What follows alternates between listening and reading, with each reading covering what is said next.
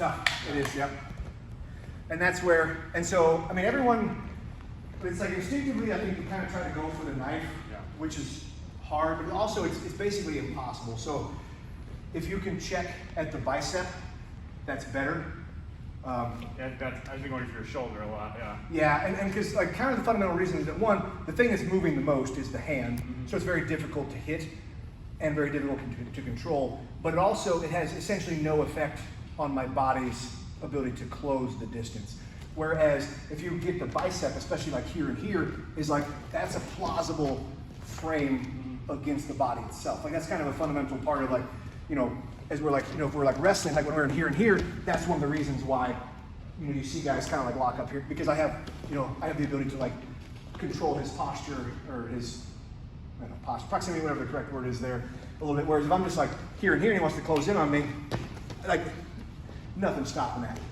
Conversely, like he goes to close in on me, right? And I'm like here and here is like, that has legitimate effect on that. So maybe that's something to try out. Yes.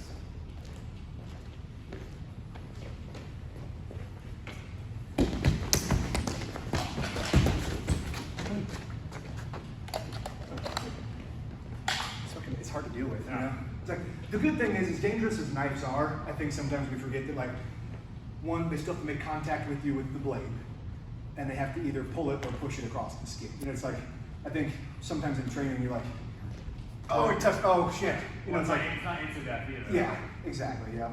Lots of people get stabbed and don't die. Yeah, most. Yes. You know. All right, you want to be a bad guy for Jake? Sure, I want to throw the dowel at him. That's the kind of guy that I am.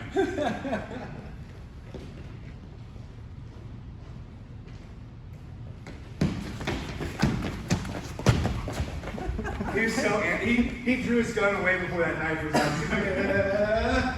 No, I waited, I thought, until he broke. I was like, alright, this guy's coming at me. He's just a kid trying to mess with you until you know better, you know? Trying to sell me magazines. He's like one of your training partners who's messing with you.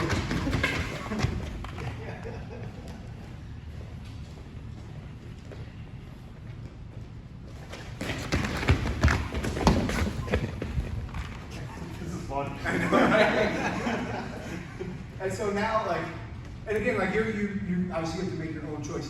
Maybe now you need to close on him, right? Like if he's that close to you, maybe you have to close on him, and control him that way. Just, I mean, try to mix it up. See what happens to you. You know?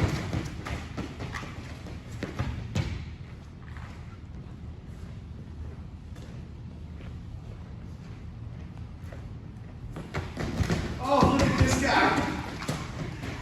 Good though. Look over here, God!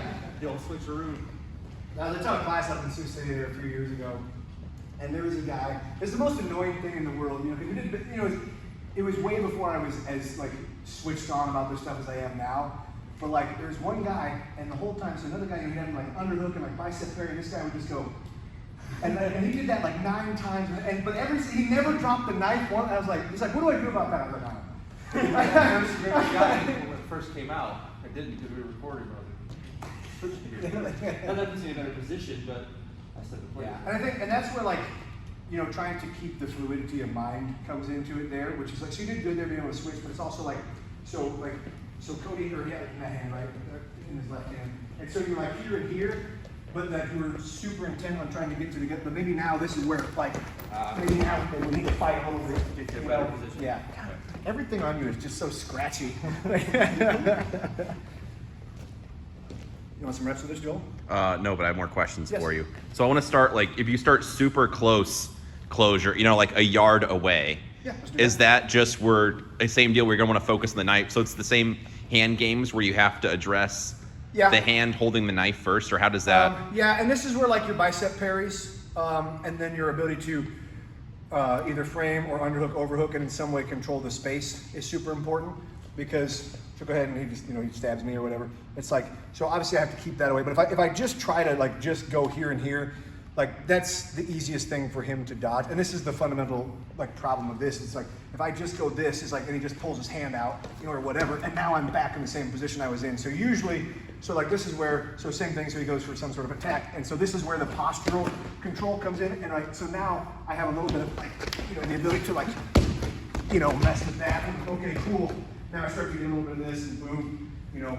How'd you do that postural control just now? If you would show me that in slower speed, please, or explain that. So I used my collar tie, which is my basic frame. So I bicep posted here and here, which just, all that it did is it just bought me enough time.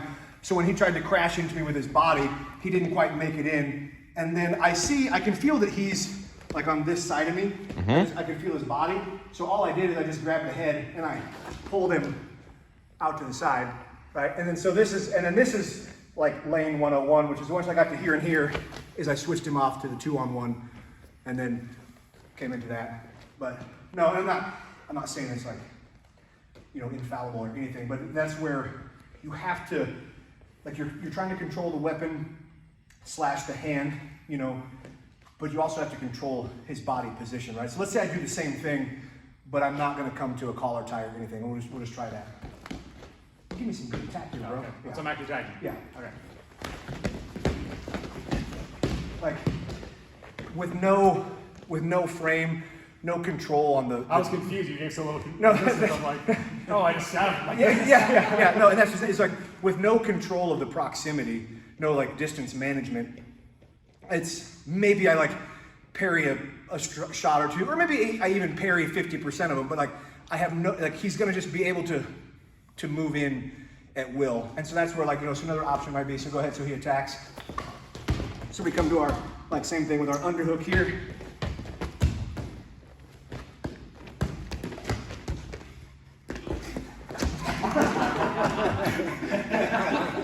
You know, but so I'm using those basic controls that we worked on, the fundamentals that we worked on before, to dictate his bodily proximity while addressing the weapon.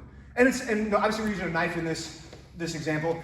Let's say we do the same thing and it's just him punching me, right? So we're like here and here. So I'm same thing, I'm just framing it on that. It's the same thing. Or let's say I'm in the underhook. I'm like, hey Cody, punch me in the face with that hand. Go ahead. No, I mean like, yeah, like punch me in the face. Literally, yeah. Right?